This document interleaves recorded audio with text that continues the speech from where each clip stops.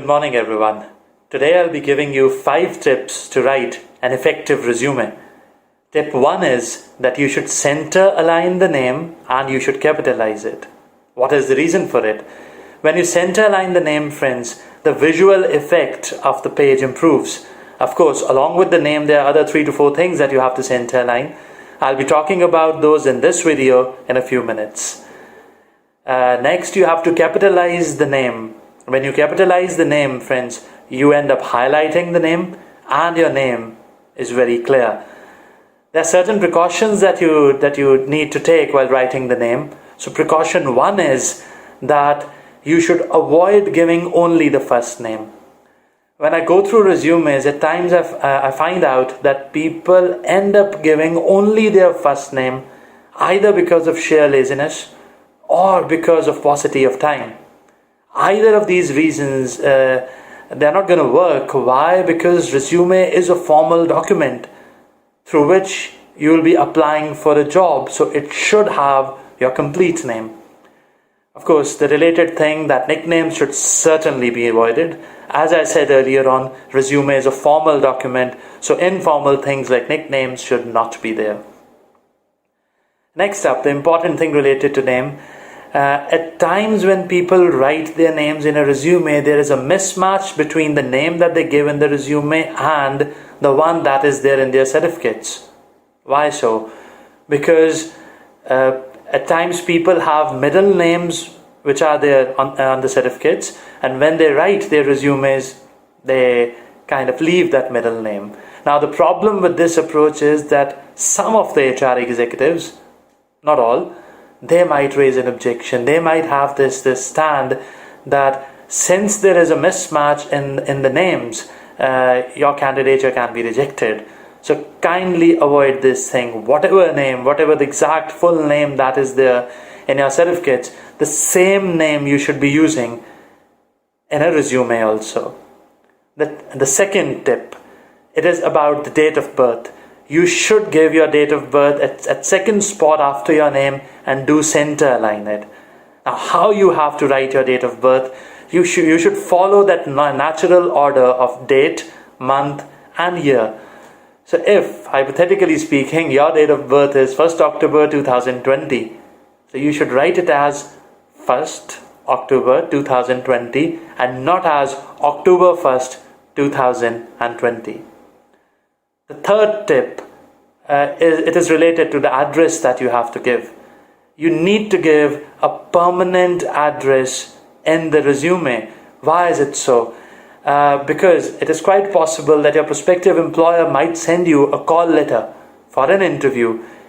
Of course, an email will be sent. I'll be talking about the email soon.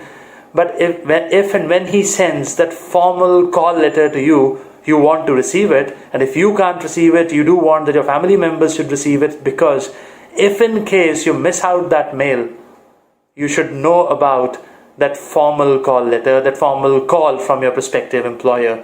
You do not want to miss the opportunity. So please give a permanent address in your resume. Of course, the permanent address has to be centrally aligned, and it is the third thing in the resume.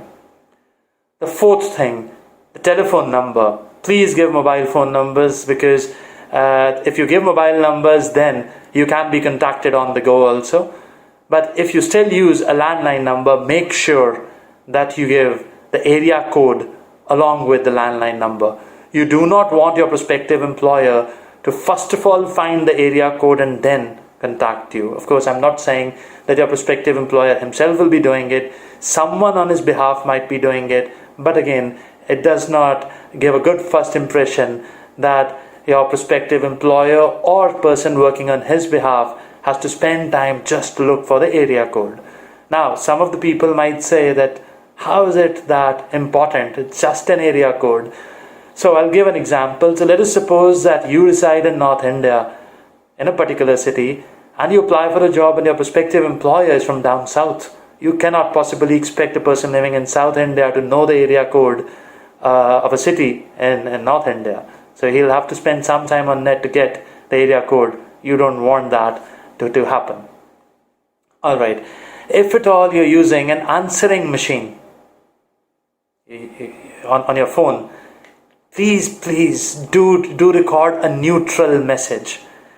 At times we apply for a job, we have an answering machine, and the message that we record is very informal.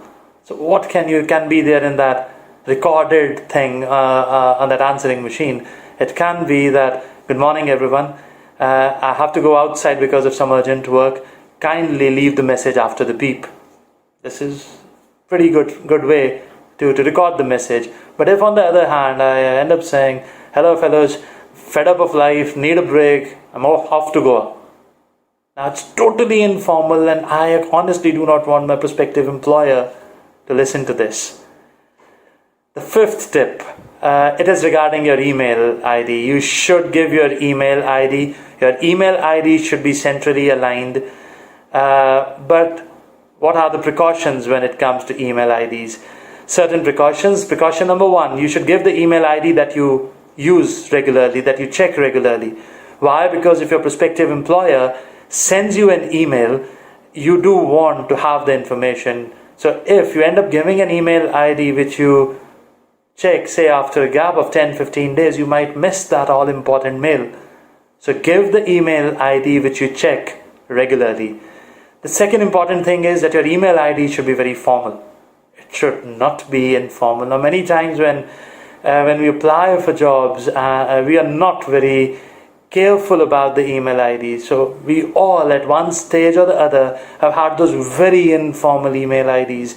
But again, resume writing is a formal thing. So give formal email ID. It should have your name. So if at all you try to get an email ID with your name, you might not get it because it might not be available. You can try to use a dot maybe in between the name and the surname. You can try to add a special character in between. That is acceptable.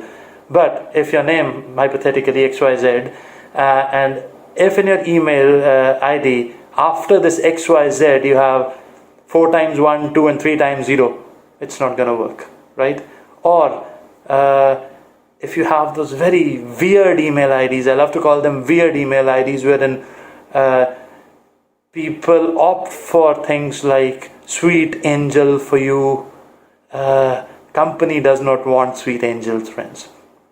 The company actually wants a thorough professional who can deliver for it. So give a formal email ID, center align the email ID so that your resume should be good, should be effective. So 5 things that you have to center align in your resume. They are your name, your date of birth, your permanent address, telephone number and email ID. Thank you so much. Have a great day.